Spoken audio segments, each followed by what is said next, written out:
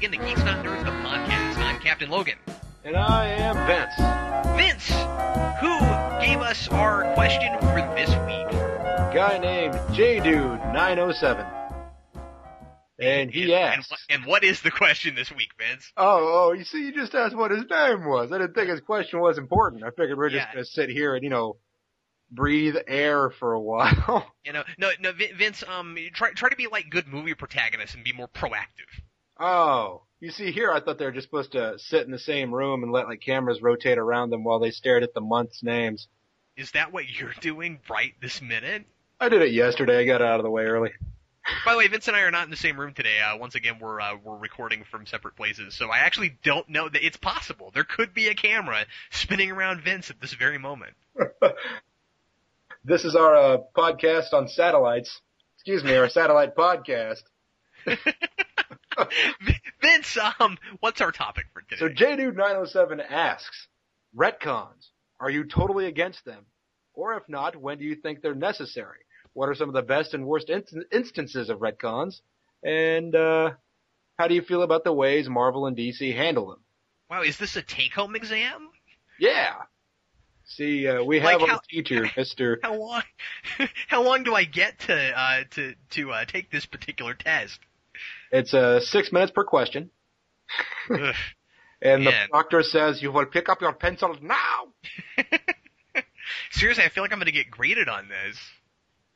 It is kind of set up like something you'd see on a paper. Like, here's your paper. This is what you're going to write on. Oh, there's 6 questions in this one question. Here we go. That's a great question, though. It's a great question because we people in fandoms complain all the time about retcons, and I honestly I do too. I mean, there's a lot of things that I don't like. Famously, of course, One More Day I talk about all the time, and as do lots of comic reviewers. Vince, you and I have even been scrutinized for retconning things ourselves on Geekvolution. Yeah.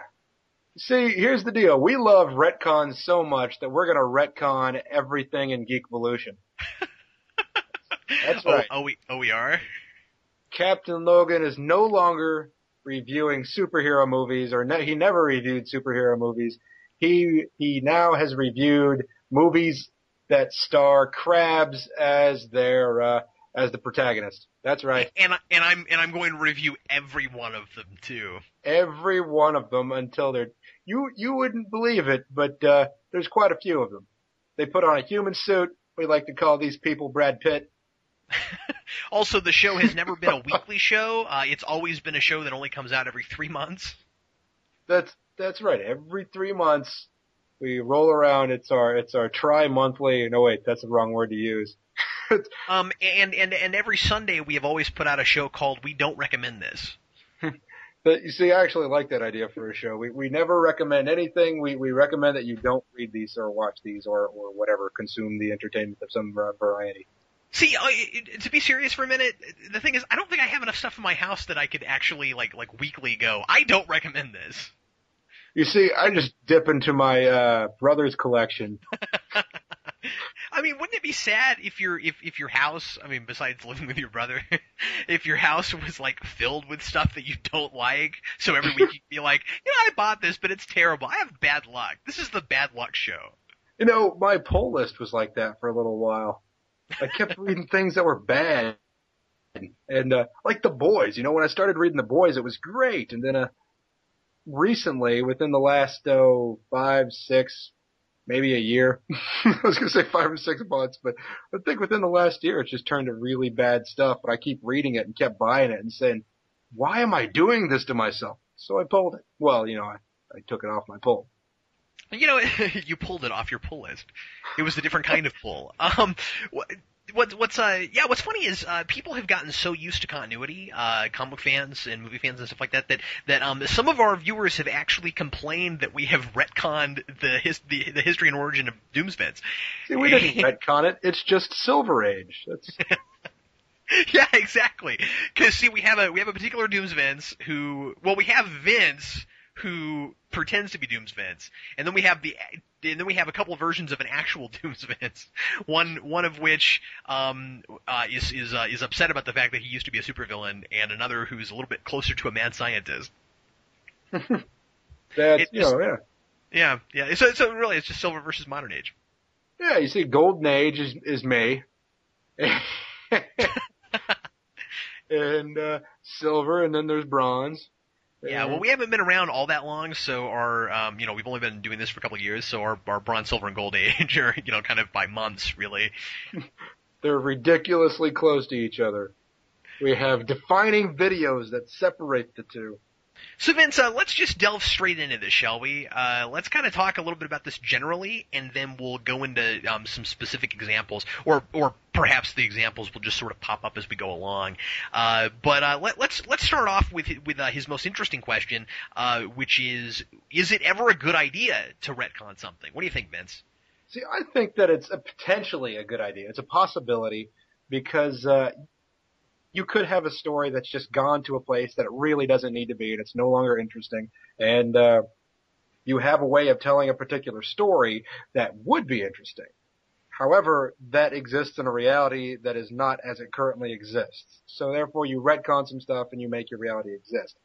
Now, that being said, my way of thinking about retcons is that they don't necessarily, when you tell a story, you should tell a story well enough that you don't need a retcon. Mm-hmm. And you should be able to move into your next story without needing a retcon. It's a lot more impressive if you can make it work with what's already there. Yeah. I mean, there are some shows that just happen to come together. You know what I mean? Like, I think Doctor Who, at least the first 4 seasons, was like that. I think that Supernatural's like that, where things just sort of fit together over a period of time. They just manage to work, and they use what they put in the series to create an ultimate outcome.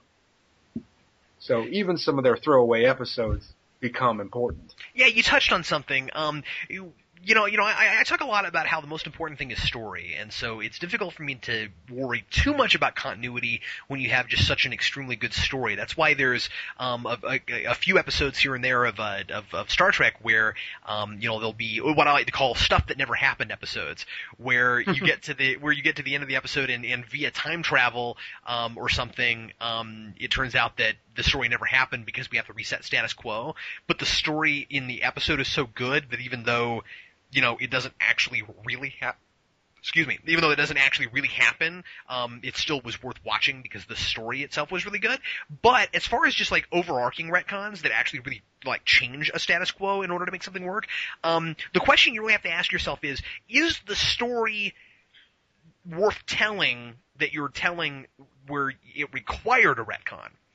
You see what I'm saying? Where, like, could you have told a better story by not changing things? And that's where stuff really gets problematic, where not only are you upsetting a fan base who liked the continuity you'd established, and now they have to, now it's reset, and that's not realistic, and, they don't get this continuity they used to have, but also the story itself wasn't worth telling. And I think X-Men Origins Wolverine is a really great example of that. Oh, X-Men Origins Wolverine. You see, I completely forgot that movie even existed because I didn't like it so much. But do you know what I mean? Do you know what I mean? Where like, we got enough, and I've talked about this here and there. We got enough flashbacks in the first 2 X-Men movies about Wolverine's origin, where we actually got a sense that it was closer to the way it was done in Weapon X, and then we get to X-Men Origins Wolverine, and it feels changed. And again, I've talked about this before, but you got those lines in the flashback where you hear this lady repeatedly saying, he will have no memory, and while you hear her saying that, you're seeing Wolverine being dropped into some water during the experiment, and then when you get to X-Men Origins Wolverine, It isn't him becoming Weapon X that makes him lose his memory. It's this adamantium bullet at the end. That's a straight retcon. Yeah, and also it's a dumb story. Yeah. See, I don't mind. If somebody were to tell a story that's retcon, like say for example, Wolverine X-Men Origins would have been good. All right, pretend it was good for a second. I know that might be hard. But if that movie was good, then they retcon what happened. that's one of those movies where I saw the previews and went, oh, I don't know how they could mess this up, and then they proceeded to mess it up. But provided that were good, I would not care because X-Men 2 I enjoyed, and that's something that exists as it is. And then Sure. If Wolverine was good, I would have enjoyed it as it is. So I would have just treated it in my head like two different continuities that happen to be connected, so I would just not care because it would have been a cool story or a good story.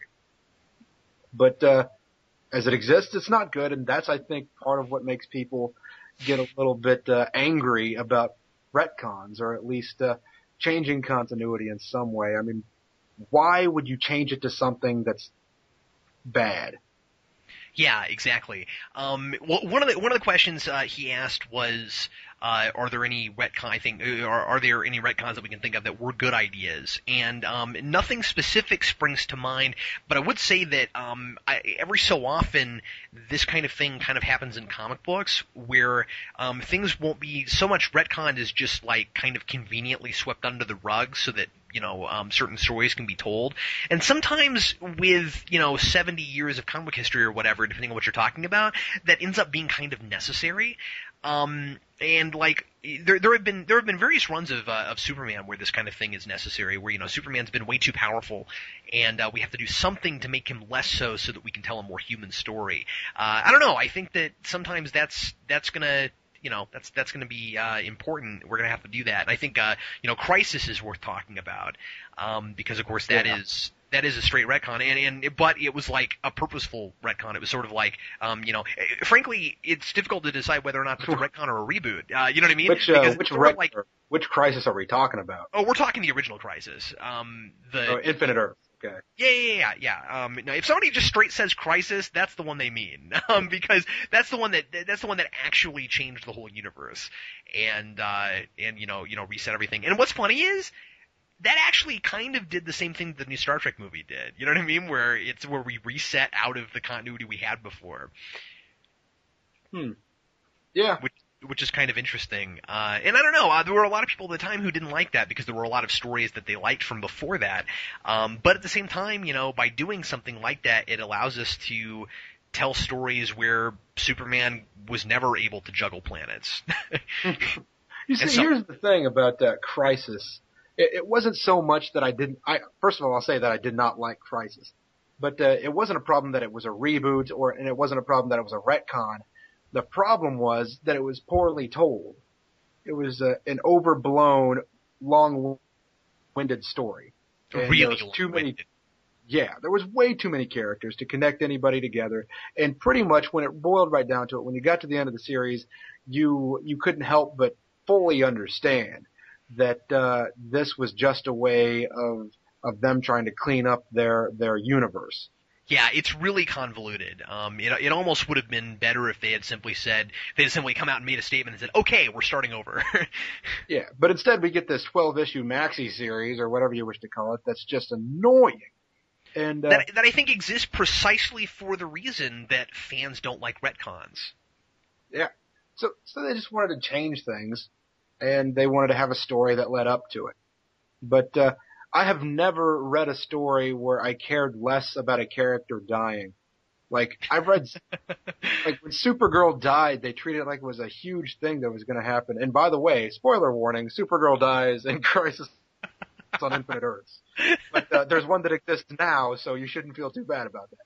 So, personally, I had never cared less about a character dying. And there have been movies that I've hated so much that I was glad that a character died.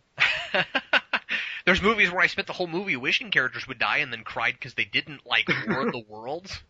Aww. I spent the whole movie hoping those people would die. Every one of those characters, I wanted them to die. And then they make this big deal out of the little girl being alive at the end. And I know, okay, fine, she's a little girl, but I couldn't stand her. And I was like, I don't care. Yeah, but if she had died, she wouldn't have been in Twilight 2.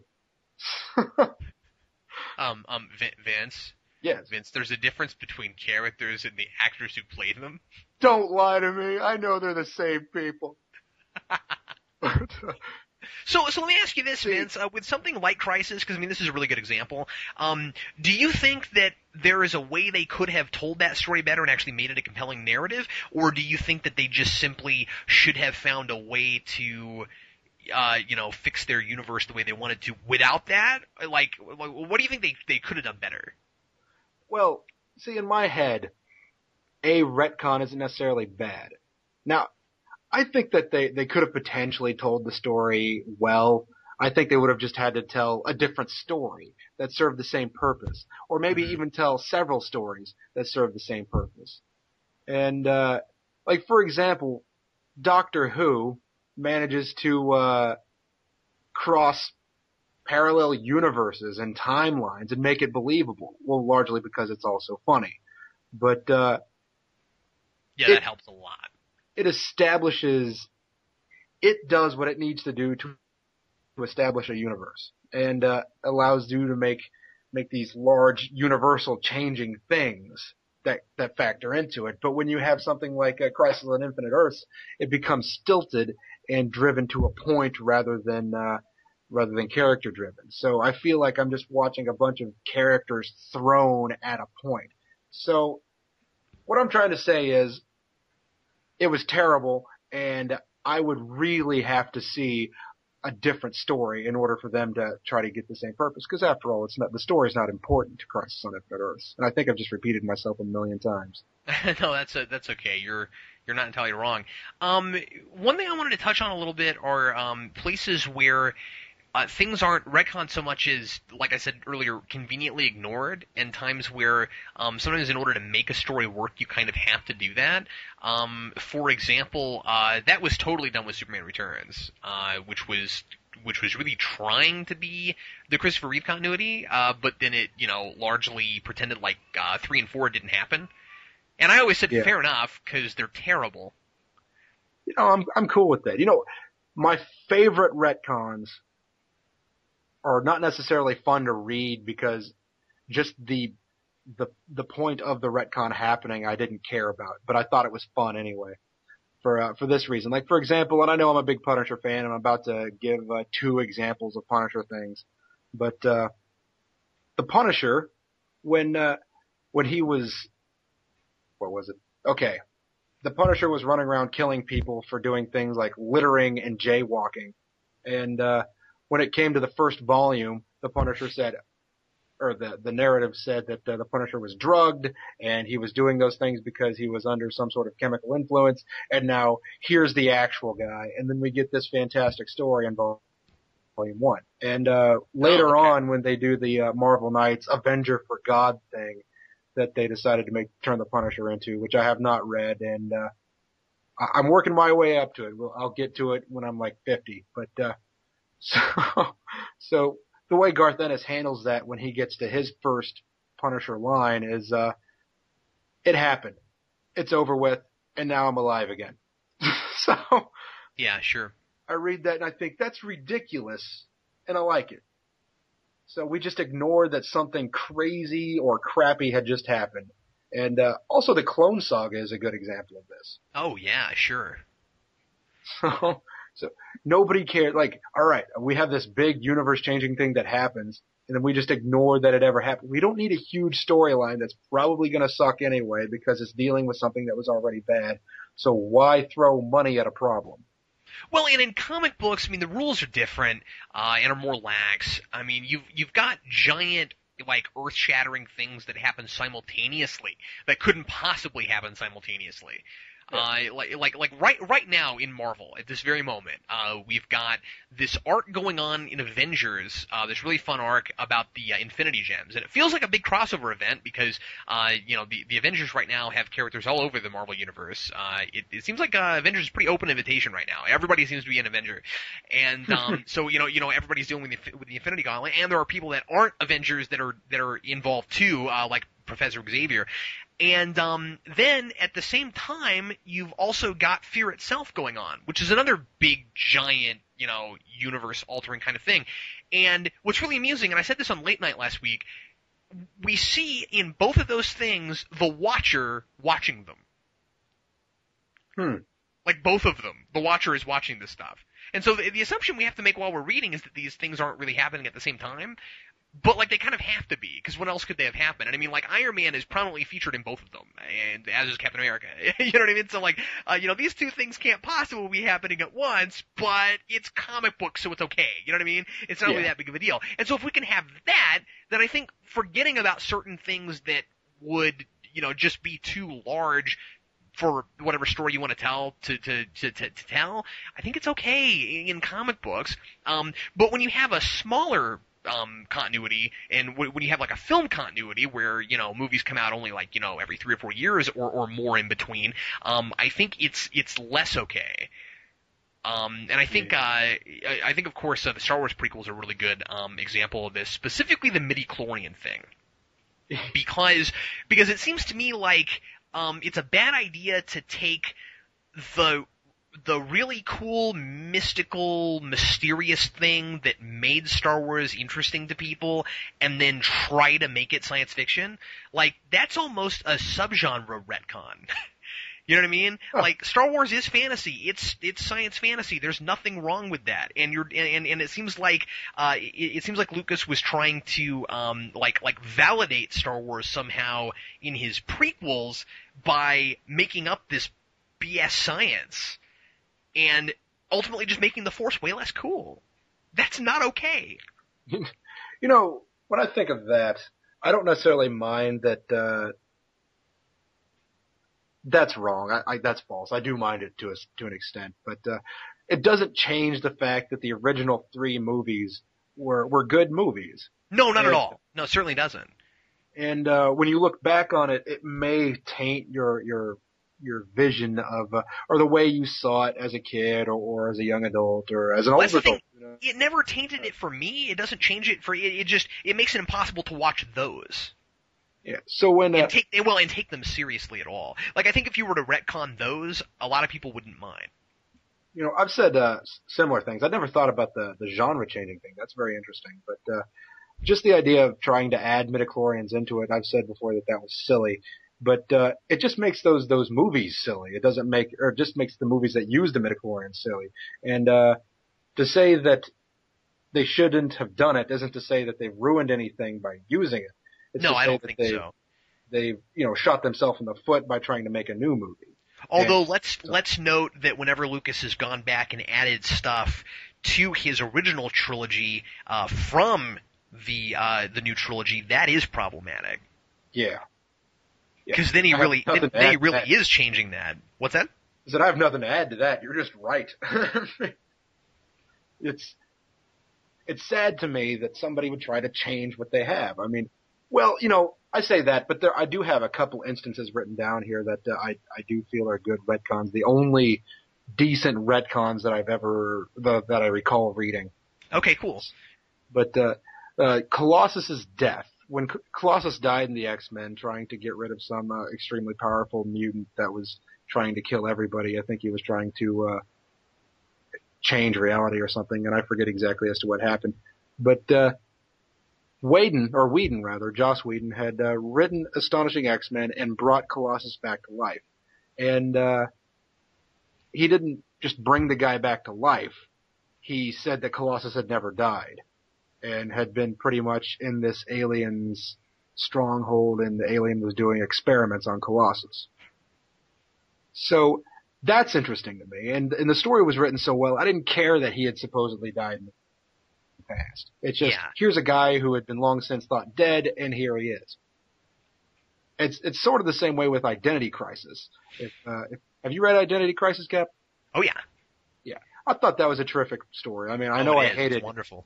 I know I hated Crisis on Infinite Earths, but Identity Crisis I thought was great. Brad Meltzer did a terrific job. And having a guy that everybody thought was crazy, or everybody thought was a horribly lame villain, be somebody that was ridiculously evil and very frightening. And then and had depth to him, and he was interesting, Yeah. I mean, pretty much magic is the ultimate retcon. In fact, it's the ultimate killer for Superman, just shy of kryptonite anyway. Mm-hmm. But I don't know. I can't say that retcons are bad because things like that Astonishing X-Men story exist and Identity Crisis. Those I think written well. Yeah, I think ultimately what we're saying here is retcons, on the surface are a bad idea because they're hard to pull off. But there are a lot of things we've talked about that are like that, right? Yeah, you can get away with anything. You just got to get away with it. Yeah, and here's another example. I said earlier I couldn't think of any good specific, good retcons. No, I've actually got one now. You could make the case that Worf in Star Trek is kind of retconned as he goes along, because he starts off as this really like brutish, monosyllabic character who, his answer to everything is shoot it. And there's a scene in an episode of season 2 called Where Silence Has Lease, where Worf is at his most brutish throughout that whole episode, where the teaser is him and Riker in the holodeck, and they're fighting monsters in the holodeck just for exercise, and Worf gets so riled up having fun fighting these monsters that he almost slices Riker's head off. And yeah, it's just I'm Riker. sorry, but that guy's not going to get into Starfleet. You know what I mean? If he buckles that easily under pressure. So, but if he kills Riker, who's going to host Ripley's Believe It or Not, or whatever that show was? So that's fiction. Sorry. Yeah, I was going to say, I think Ripley's Believe It or Not was Dean Cain, wasn't it? Yeah, you're right. I said that and I went, wait, that's Superman. Superman. Now you got me imagining Dean Cain with a beard. Anyway, so Worf, as Worf goes on, of course, he becomes, a more, a deep and interesting character, and he's less monosyllabic, and, there's depth to him. And, the Worf that we see by the time he's in DS9, especially by the end of DS9, versus the Worf you see at the beginning of TNG, are two entirely different characters. Is that a problem? No. I mean, he grows as it goes along, and it doesn't really feel like character growth so much as writing growth, but it was necessary. We needed that. The same thing happened to Data. The same thing happened to Picard, in varying degrees. And, it's unfortunate that they can't always get these characters right in the first place, but I guess the point that I'm making is you don't want Worf to have to stay brooding like that, or to have to stay brutish like that, just for the sake of continuity. Anything that makes somebody a more interesting character to watch and makes us care more about it, makes them more human. I think we can sacrifice some continuity for that. I think pretty much the way we're ultimately coming down on this is that a retcon is best used subtly, and I think a retcon is best just ignoring things that have happened in the past that are bad, and or that were poor choices.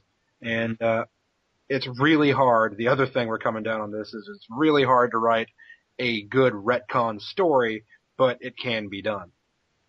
Let me also tack on that you should probably make sure that enough people are going to think that the thing you want to forget about is a good thing to forget about, because there was too much polar thinking with One More Day, where Quesada decided, Spider-Man doesn't work if he's married. And there were enough people who didn't agree with that wasn't something to retcon. So I don't know. You should probably make sure that people actually think it's worth retconning. In that issue that I recommended, Marvel number 7, they actually addressed that and said that different versions of Spider-Man were directed at different people. So therefore, the teenage crowd was really digging Ultimate Spider-Man. Well, actually, you haven't recommended that. We haven't posted it yet, but yeah. Well,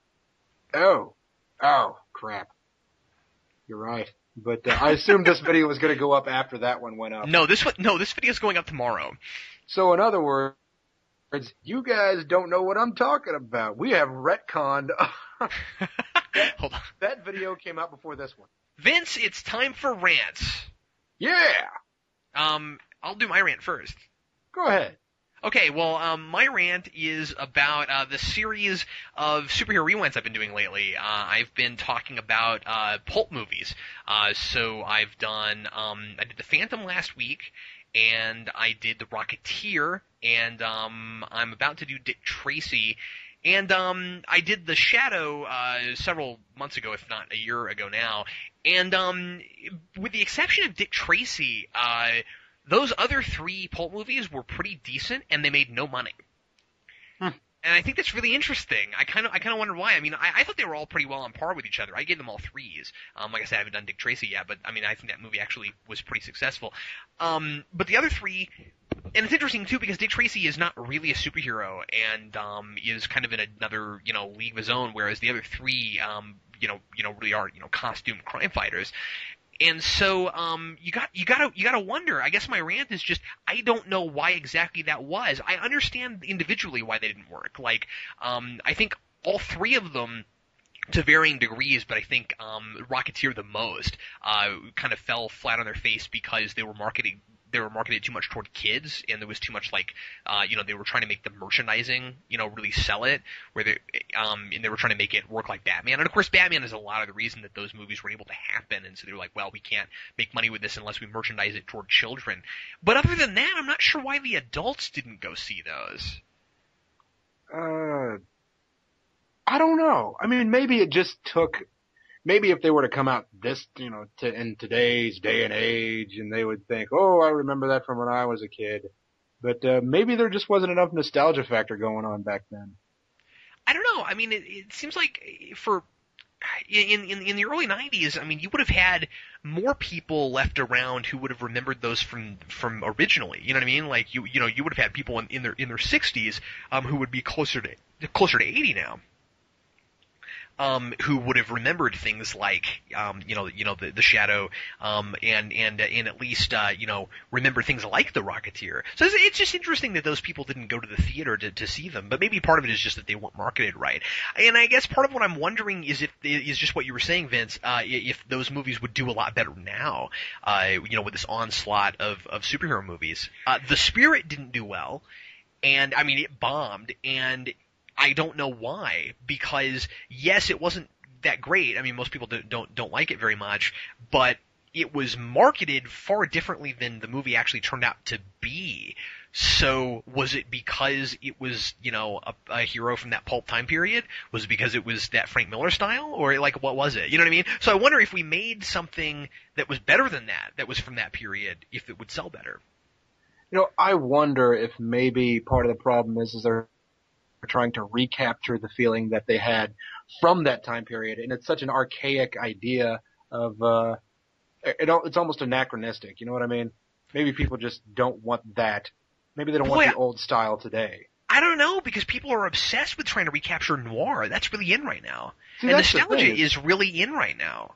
Well, yeah, but there is, when you go back to those old days with not so much the Shadow, but with the Phantom and the Lone Ranger and things like that, you have a very much so white hat, black hat. People don't care to see it right now because there's no darkness in it.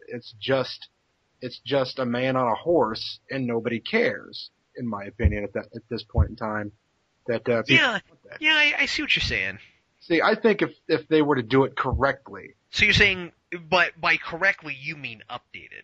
Yeah, I mean I'm sorry, that's my modern sensibilities. I'm just saying I'm not sure that's the correct word to use.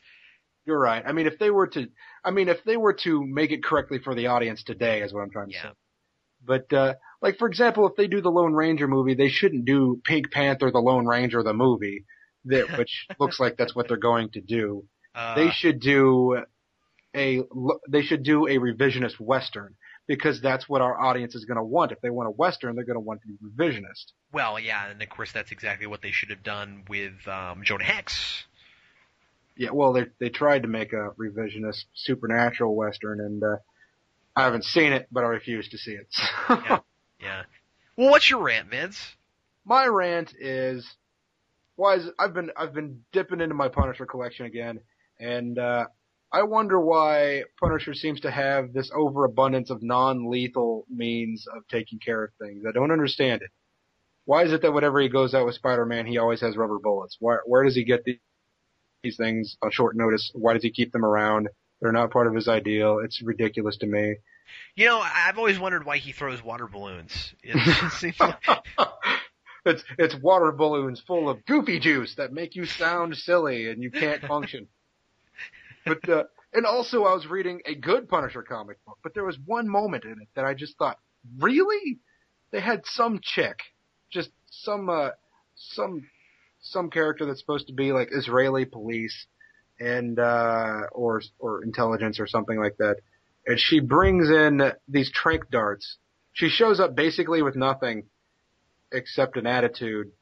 And it turns out, I'm going to ruin it for anybody, but it turns out that she's not actually part of Mossad or Israeli police or whatever it's called. And so where does she get these? She just suddenly has this rhino tranquilizer. She's like, by the way, Punisher, we're using rhino tranquilizer. I would say, okay, I would believe that if the Punisher would tell that to her, like, oh yeah, here, shoot the dogs with this. We don't want to kill the dogs because after all, they're just dogs. But this lady just walks on the scene and is like, hey, Punisher, I have rhino tranquilizer. What, did you raid the zoo? Are you part of an adventure club or something? Do you go on safaris? Where did you get rhino tranquilizer? I'm trying to decide how your rant could possibly be more obscure. Yeah, I know. I'm talking about issue 7 from volume 2 of the Punisher. People are like, "Oh, I remember that one." No, well, now we all have a reference point. Children, open your issue 2 page. Well, hey, volume of Essential Punisher. Well, hey, thanks a lot for listening to Geeks and Unders, the podcast. And we'll have another podcast for you again next week. I'm Captain Logan. And I'm Vince.